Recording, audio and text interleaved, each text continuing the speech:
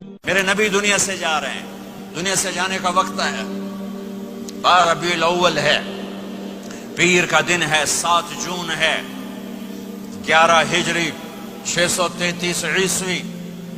جبریل نے آ کے صبح صبح آپ نے ساری بیگمات کو بلایا، رخصت فرمایا، ملاقات کی، بیٹے کو بلایا، کان میں کہا میں جا رہا ہوں۔ وہ رونے لگی، رو نہیں، سب سے پہلے تیری میری ملاقات ہوگی۔ 6 ماہ بعد بیٹی بھی پہنچ گئی باپ کے پاس۔ پھر داماد کو بلایا، ان کو ان کا سر اپنی گود میں رکھا، کمر پہ ہاتھ پھیرا، دعا دی، رخصت فرمایا۔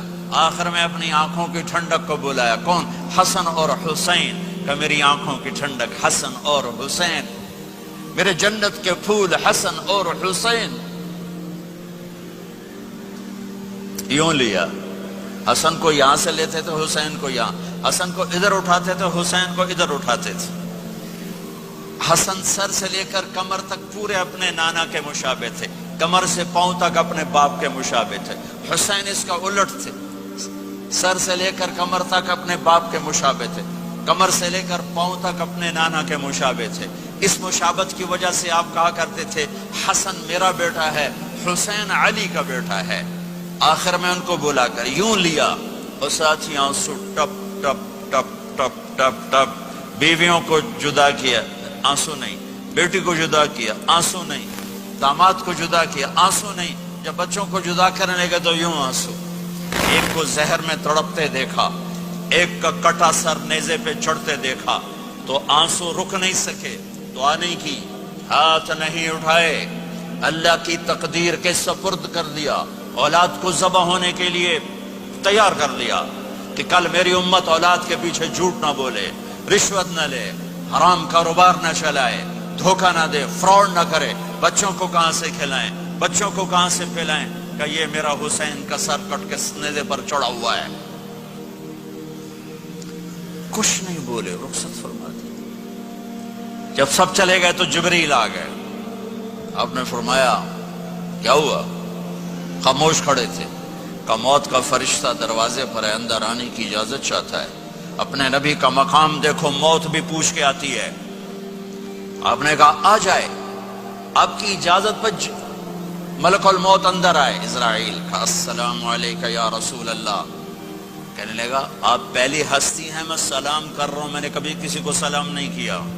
کہنے لگا آپ پہلی ہستی ہیں، اللہ نے فرمایا تھا پوچھ کے اندر جانا، بن پوچھے نہ جانا۔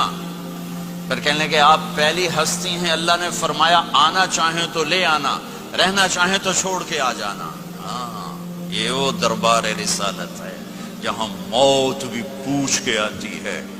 آپ نے فرمایا میں اجازت دے دوں میری جان نکالو گے؟ کہا جی نکالوں گا، نکالو۔ آپ نے یوں جبریل کو دیکھا، کیا کہتے ہو، جاؤں یا رہ جاؤں؟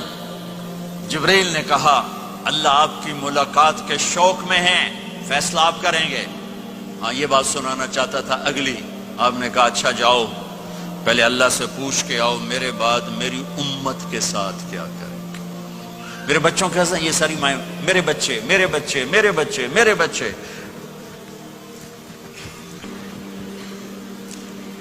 میرے نبی کو تو پتا تھا کہ یہ تڑپ تڑپ کے ایک زہر میں جائے گا اور ایک کا سر کٹ کے نیزے پہ چڑھے گا، کیوں نہیں ان کے لیے ہاتھ اٹھائے؟ ہمارے لیے کیوں روئے کہ جاؤ اللہ سے پوچھ کے آؤ میرے بعد میری امت کے ساتھ کیا کرے گا، میں پھر جواب دوں گا۔ جبریل واپس گئے، موت کا فرشتہ کھڑا ہوا ہے، جواب آیا یا رسول اللہ آپ کا رب کہہ رہے ہیں آپ کی امت کو تنہا نہیں چھوڑوں گا۔ مجھے میرے رب کی قسم جو سن رہا ہے، جس نے ہمیں یہاں جمع کیا ہے، سنو میری بات غور سے، اگر میرے نبی یہ سوال نہ اٹھاتے تو آج میں اور آپ بھی بندر خنزیر میں بدل چکے ہوتے۔ میری اور رب کی کوئی رشتہ داری نہیں ہے۔ اس امت نے وہ سب کچھ کر دیا جو پہلی امتوں نے کیا، لیکن کون ہے جس نے اصحابوں کو روکا ہوا؟ وہ میرے نبی کے آنسو، میرے نبی کی آہیں، میرے نبی کی دعائیں، میرے نبی کی فریادیں، میرے نبی کی تڑپ، میرے نبی کا رونا، میرے نبی کا پیٹ پہ پتھر باندھنا، اس نے روک دیا۔ کوئی نبی جاتے ہوئے امت کے لیے نہیں رویا، واحد نبی ہیں جو جاتے ہوئے امت کے لیے روئے، میری امت میری امت میری امت۔ کوئی رابعہ بصری بعد میں آئیں گی، کوئی جنید بغدادی بعد میں آئیں گے، باغی بغاوت، اور پھر وہ روئیں، اور پھر وہ تڑپیں، اور پھر وہ دعائیں کریں، پھر وہ کہیں یا اللہ میری امت میری امت میری امت. ہائے ہائے.